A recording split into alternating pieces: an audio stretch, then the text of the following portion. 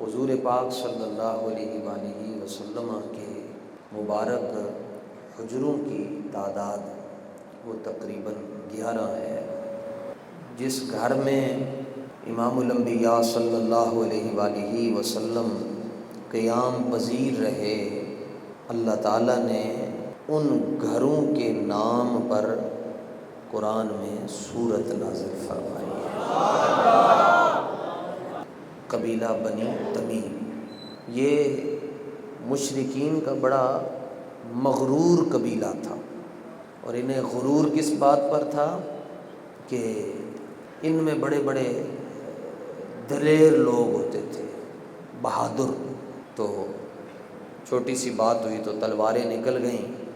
ان کی تلوار جب باہر آ جاتی تھی لوگ کہتے تھے بھئی اب ان سے کوئی جیت نہیں سکتا۔ ہوا یوں کہ نبی کریم صلی اللہ تعالیٰ علیہ وآلہ وسلم نے زکوٰۃ اور صدقات کو وصول کرنے کے لیے مسلمانوں کے قبیلے میں اپنا ایک نمائندہ بھیجا۔ سید عالم صلی اللہ علیہ وآلہ وسلم نے جب اس قبیلے میں اپنا نمائندہ بھیجا، انہوں نے اس نمائندے پر حملہ کیا اور وہ زکوٰۃ اور صدقات کا جتنا بھی مال تھا وہ لوٹ لیا۔ مان ان کو پہلے ہی تھا اپنی جرت پر۔ نبی کریم صلی اللہ علیہ وآلہ وسلم کو جب اس معاملے کی خبر ہوئی تو سید عالم صلی اللہ علیہ وآلہ وسلم نے ان کی پٹائی کے لیے اور ان کی سرکوبی کے لیے ایک مہم روانہ کی۔ اور ان کی جرت کیسے ہوئی؟ انہوں نے ہمارے بندے پر ہاتھ اٹھایا۔ ان کو مان تھا اپنی جرت پر، رسول پاک کی جرت پھر سبحان اللہ۔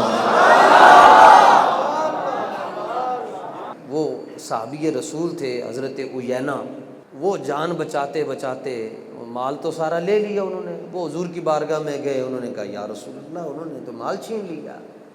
سرکار نے فرمایا پریشان نہیں ہونا۔ حضور نے دستہ تیار کیا، فرمایا جاؤ ان کی پٹائی کر کے۔ ویسے تو مسئلہ یہ ہے پڑھے لکھے لوگوں کو تو سلام بھی نہیں کرنا۔ یونیورسٹی میں چلے جائیں نا، سلام ایسے کریں گے یا مقام لاتے ایسے کو تو سلام بھی نہیں کرنا آتا۔ سلام تو یہ ہے جی یہ۔ لیکن صدیق اکبر رضی اللہ تعالیٰ عنہ فرماتے ہیں کہ جو تمہارے ساتھ تکبر کے ساتھ سلام کرے، تم بھی اس کو تکبر میں سلام کا جواب دو گے تو اللہ تمہیں صدقے کا ثواب عطا فرمائے۔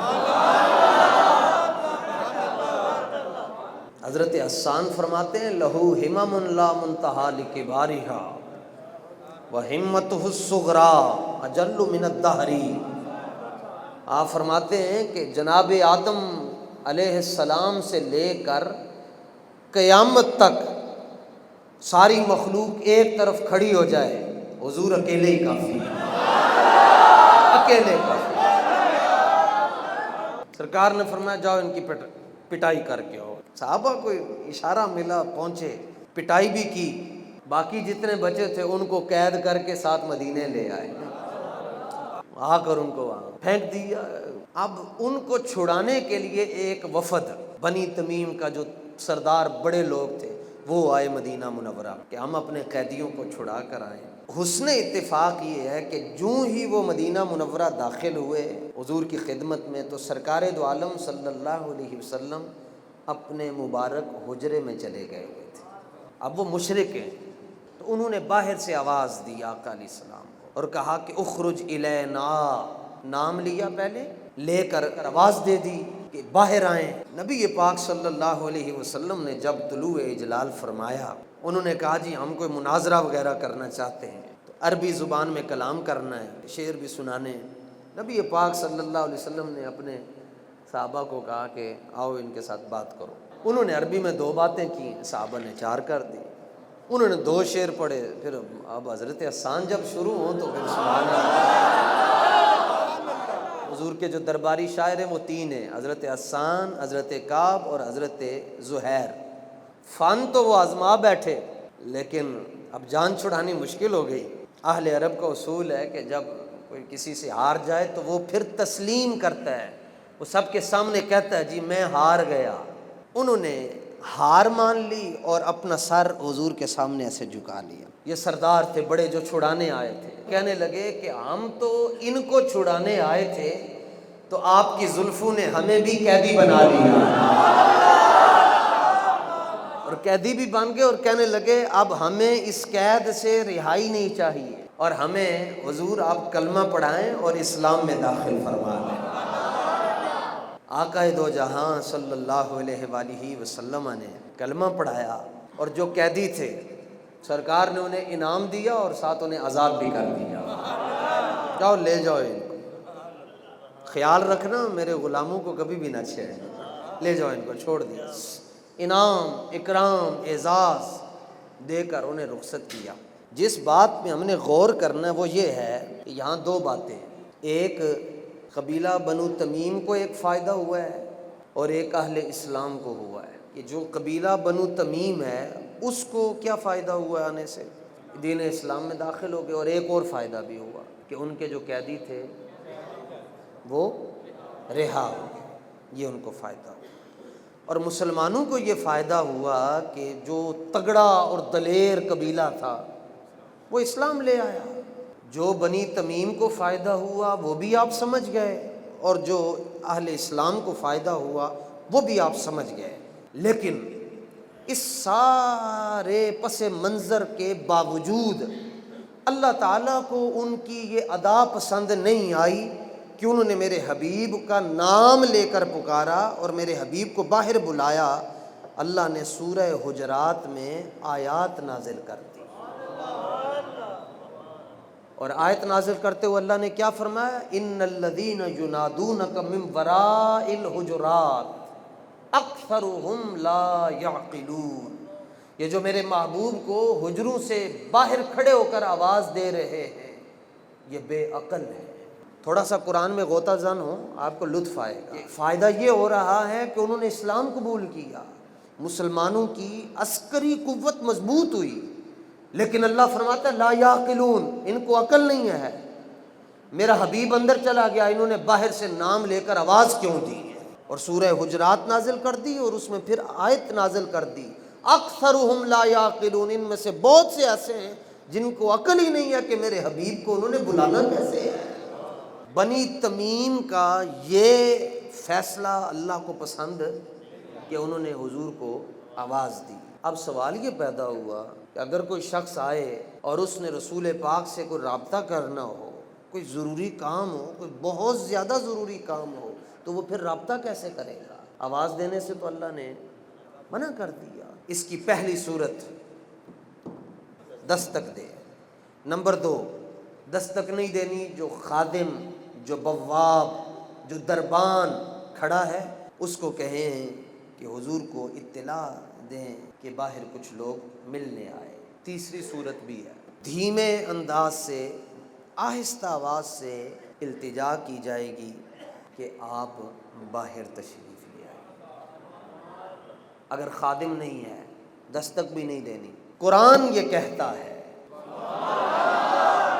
قرآن کیا کہتا ہے؟ قرآن کہتا ہے نہ تم نے دستک دینی ہے، نہ تم نے خادم کے ذریعے اطلاع دینی ہے، اور نہ ہی دھیمی آواز کے ذریعے التجا کرنی ہے۔ تو پھر کیا کرنا ہے؟ فرمایا باہر کھڑے ہو کر تم نے انتظار کرنا ہے۔ تمہیں جتنا بھی کوئی ضروری مسئلہ ہو، تم نے میرے حبیب کے در پر نہ دستک دینی ہے، نہ خادم کے ذریعے اطلاع بھیجنی ہے، نہ دھیمی آواز سے آواز دینی ہے، نہ التجا کرنی ہے۔ تم نے باہر کھڑے ہو کر انتظار کرنا ہے میرے حبیب کا، جب دل کرے گا وہ باہر آئے گا۔ جب میرے حبیب کا دل کرے گا وہ خود باہر تشریف لائیں گے، تمہارا مسئلہ حل ہو جائے گا۔ استاذ زمن، شہنشاہ سخن، قادر الکلام، نائب حسان الہند، واصف حبیب خدا، حضرت مولانا حسن رضا رحمت اللہ تعالی علیہ فرماتے ہیں جتنا میرے خدا کو ہے میرا نبی عزیز، جتنا میرے خدا کو ہے میرا نبی عزیز، کونین میں کسی کو نہ ہوگا کوئی عزیز۔ دو باتیں سمجھ گئے۔ تیسری بات، بنی تمیم تو مشرک تھے، اور جو مشرک ہوتے ہیں وہ مکلف نہیں ہوتے، یعنی ان پر کوئی کام کرنا اسلام کے مطابق وہ ضروری نہیں ہوتا، کیونکہ وہ مشرک جو ہیں کلمہ ہی نہیں پڑھا۔ لیکن فرمایا کہ جو کافر اور مشرک ہے وہ اگرچہ کسی اور شرعی حکم کا پابند نہیں ہے، لیکن آداب رسالت کا خیال اسے بھی رکھنا پڑے گا۔ دیکھیں ابو لہب نے حضور کی گستاخی کی، کب؟ جب وہ کافر تھا، تو اللہ تعالیٰ نے اس کی مذمت میں پوری سورت نازل کر دی۔ اس نے حالت کفر میں رسول پاک کی مبارک انگلی کے بارے میں بات کہی، اللہ نے فرمایا تبت یدا، میرے یار دی انگلی دے خلاف گل کر رہے، تیرے دونوں ہاتھ ٹوٹ جان۔ تینوں کی پتہ ہے میرے حبیب دی انگلی دی شان کی ہے؟ ماہ شک گشتہ کی صورت دیکھو، کانپتے مہر کی رجعت دیکھو، کر کے اشارہ سونا سورج نو موڑ دا، آپے چن توڑ دا تے آپے چن۔ تم نے اس انگلی کے خلاف بات کی ہے جو کسی کے دل کی طرف اٹھ جائے تو اس کے دل میں ایمان داخل ہو جاتا ہے۔ اس نے یہ گستاخی کب کی؟ جب وہ، تو اللہ تعالیٰ نے پوری سورت نازل کر دی۔ اس کا مطلب کیا ہے؟ اگر ایمان لانے سے پہلے وہ آداب رسالت کا پابند نہ ہوتا تو کبھی اس کی مذمت میں سورہ تبت یدا ابی لہب نازل نہ ہوتی۔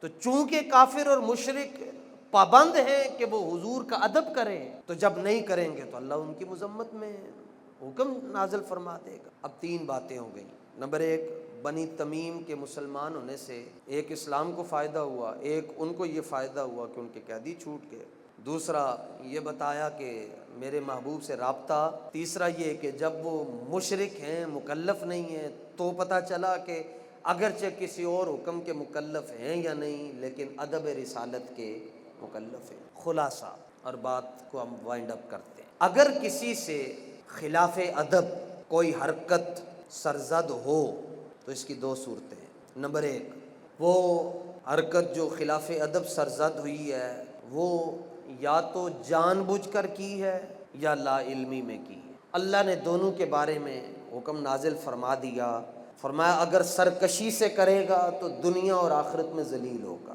جس طرح کہ ابو جہل ہوا، ابو لہب ہوا، عتبہ ہوا، شیبہ ہوا۔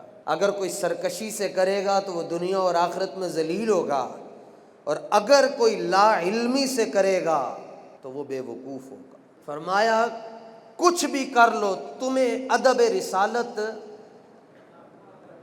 کرنا پڑے گا۔ ثابت یہ ہوا کہ ادب مصطفیٰ ہر مسلمان پر نہیں، یہ ہر انسان پر فرض ہے، چاہے وہ انسان مسلمان ہو چاہے وہ انسان کافر ہو، اور کچھ کرے یا نہ کرے اسے حضور کا ادب کرنا پڑے گا۔